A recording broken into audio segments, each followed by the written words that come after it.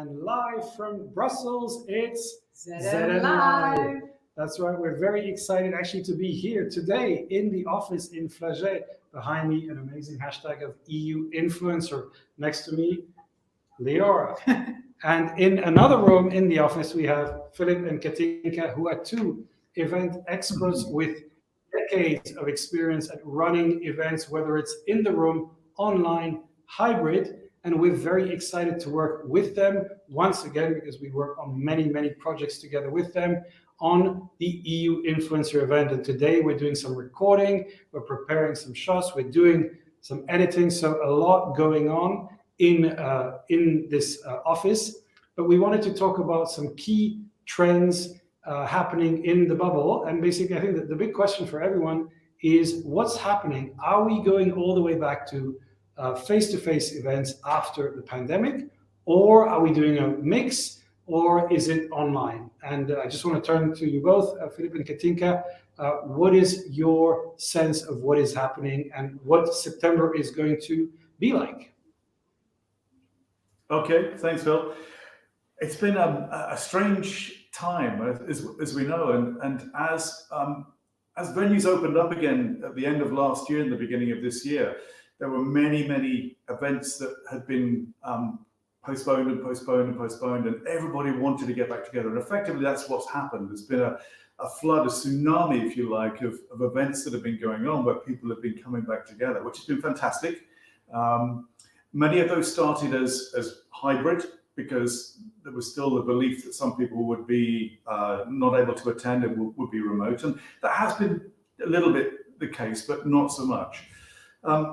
And as we've gone through all of this and people have got back together and this crazy getting back together, I think we've now kind of reached a plateau where people have caught up a little bit. And now they're starting to think strategically where we go from here, because there is this mix we can use of online, which works very well for certain things like webinars and things, also for any educational kind of stuff that you want to do. We've then got collaborative sessions, which still work very well in a hybrid environment, where you've got perhaps some people together in a meeting and others online joining it.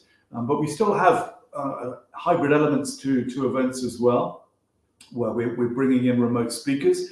And that's fantastic now, because it means that you can get speakers from all over the world now and not have to pay their flights and accommodation. And it's great for them too, because they can do three events in a day, whereas before they could do one in 3 days. So that's kind of a nice part about what we're doing now. And we're still streaming out key parts of events as well.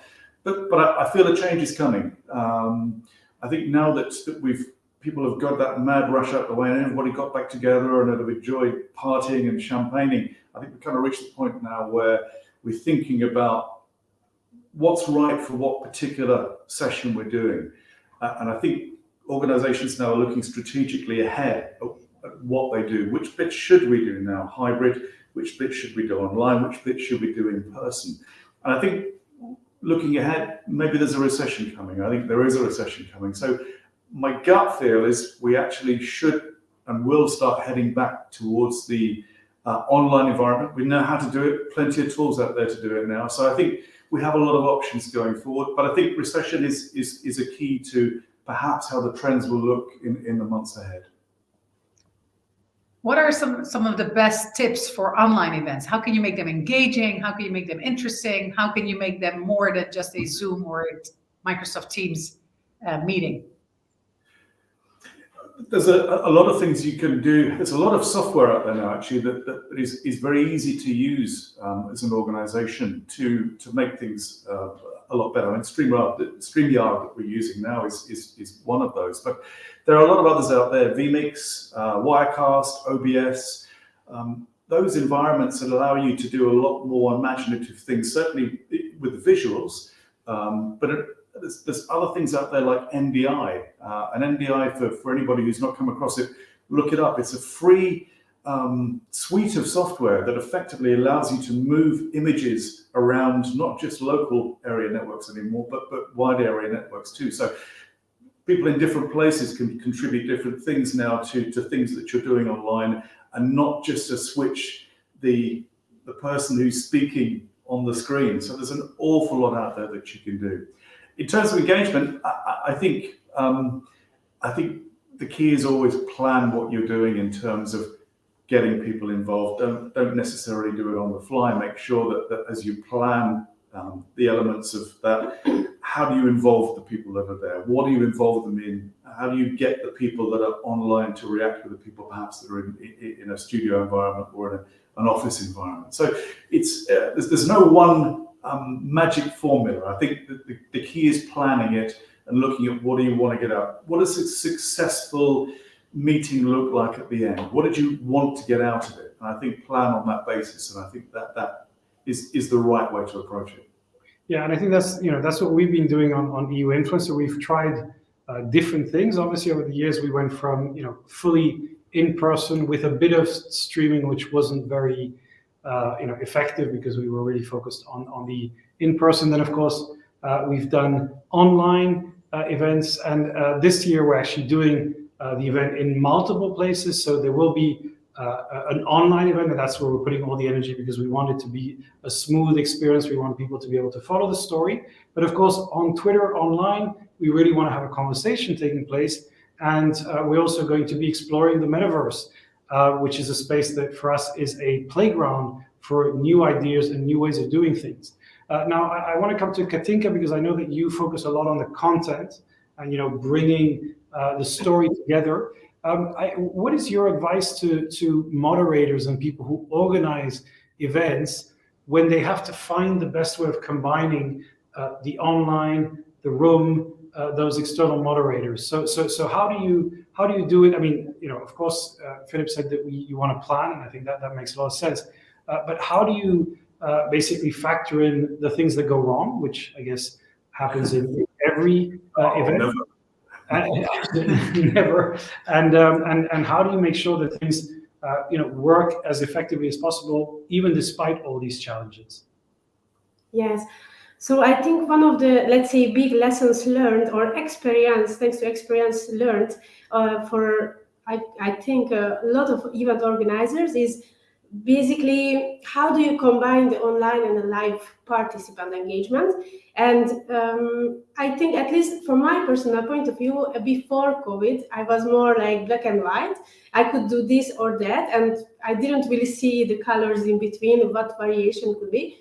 But I think one kind of lesson after COVID, which is now we are applying to make the event successful, is to really think about the objective that we thought about anyway before, but also now we know a little bit better how people behave in this new reality, basically with virtual events, that we didn't know at the beginning of the pandemic. So now we know, ideally, we want to bring together online and live participants. That sounds very great.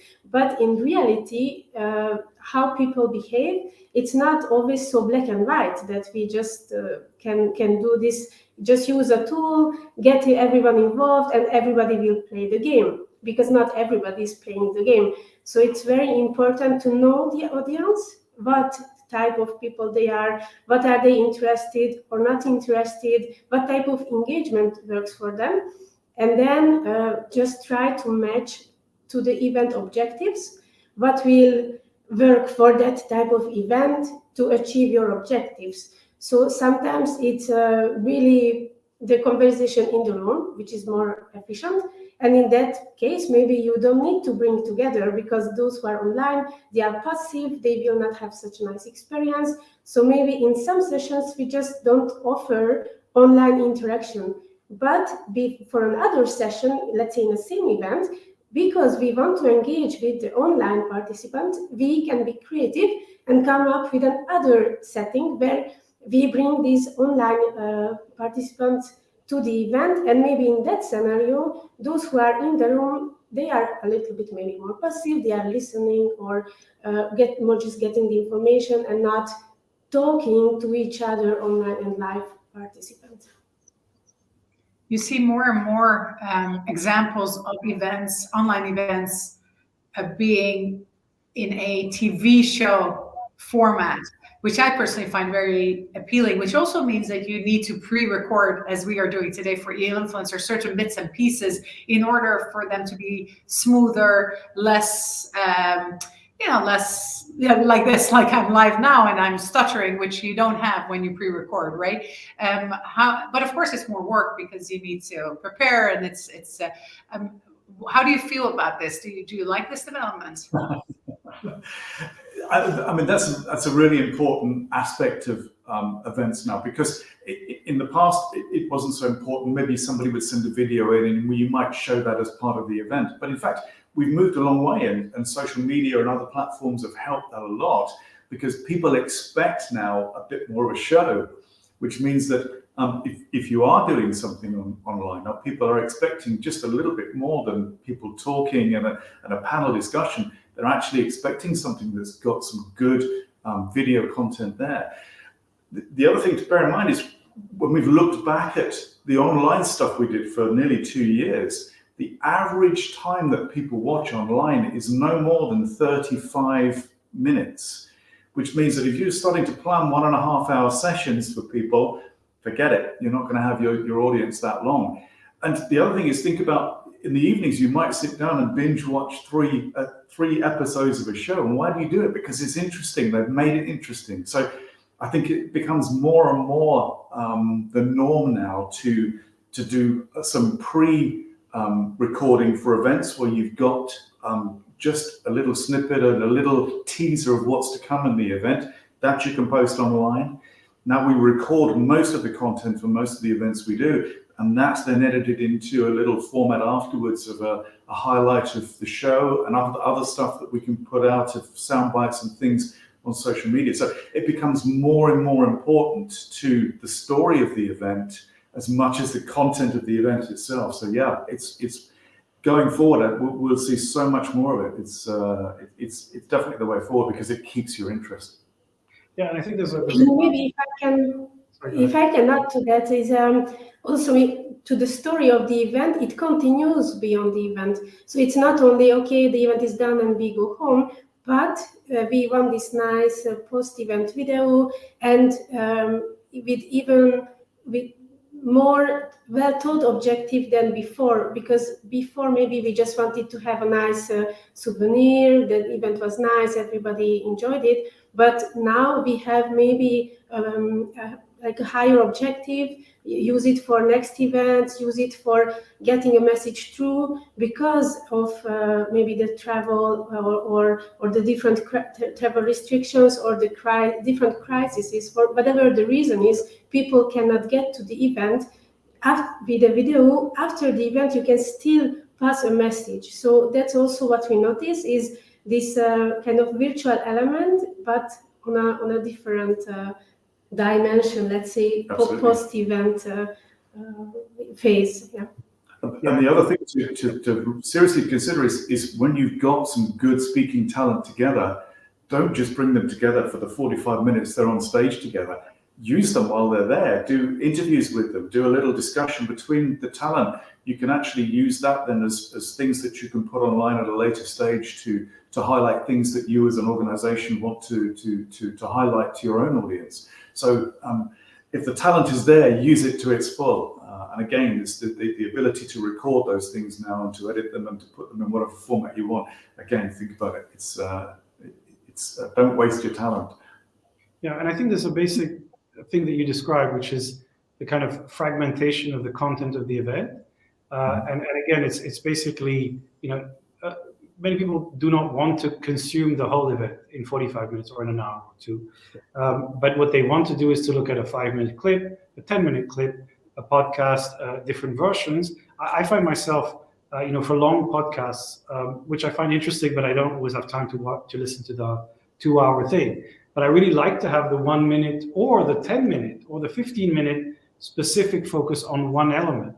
So I think that when we do an event, and this is what we're working on here as well, is you really want to create a lot of different interpretations of the same story to allow people to consume it in the way they feel most comfortable. So I think that's one of the key things that we're seeing. And actually, with Friday Live, for example, with ZN Live, we tell people that, a lot of this will be consumed later in small clips.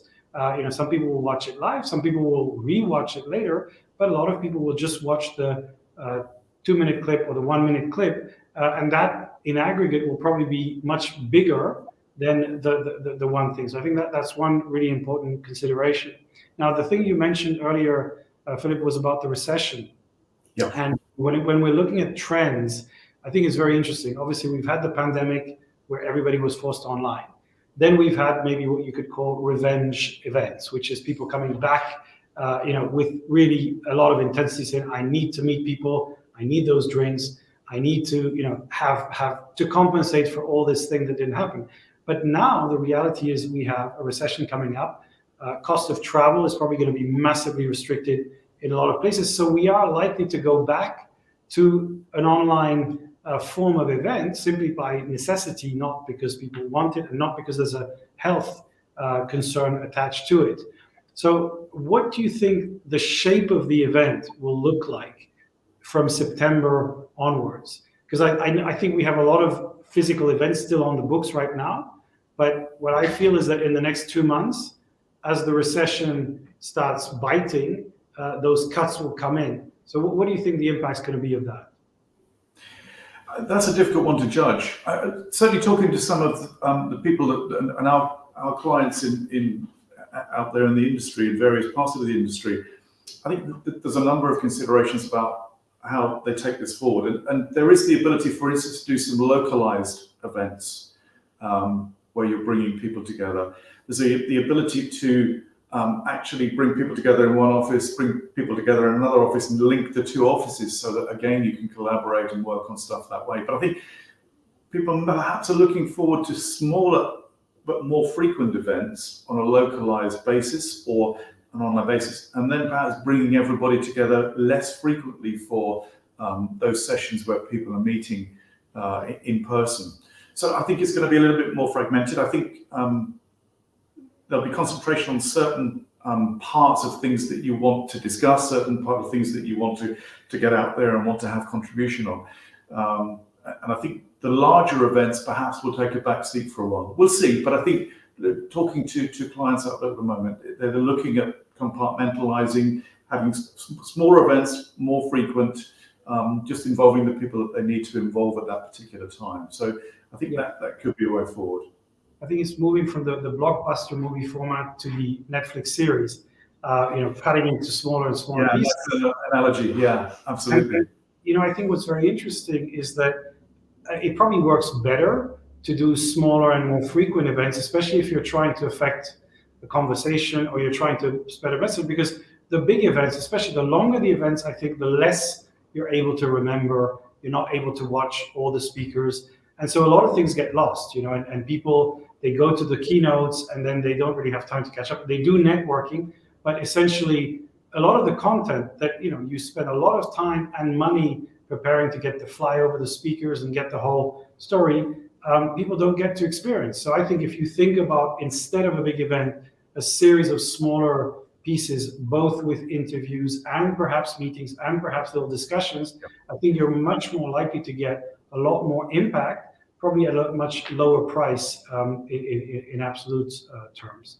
Yeah, absolutely. And that can work on two levels as well, because more and more now people are looking to build a community, build their own community of their clients and people that are close to what they're doing, which means we have more and more community platforms out there. And those kind of things, it's very easy. Like we were also talking about the little 1 minute, 2 minute, 3 minute videos. It's very easy to put that kind of stuff on those platforms, and the people that are relevant to that particular topic and that particular part of the wall on the community project, again, can see all of that stuff and consume it as and when they want it. So I think we talked once about the 365-day event. And I think we kind of moved to that environment now. We're almost there, I think, in particular with a lot of organizations where they have that very strong community platform. Absolutely. Well, I think that was extremely insightful. And we have to look and we'll see, because the future has been very unpredictable lately, and that's very unlikely to change. So the only thing we can predict is the unpredictability that we're waiting for. Now, we have some work to do, so we have to continue our preparations for the EU Influencer event. I hope everybody has a fabulous weekend and looking forward to seeing you online next week and next Friday, and have a fantastic time. See you online. Bye, everyone. Thanks, guys. Bye. Bye. Bye.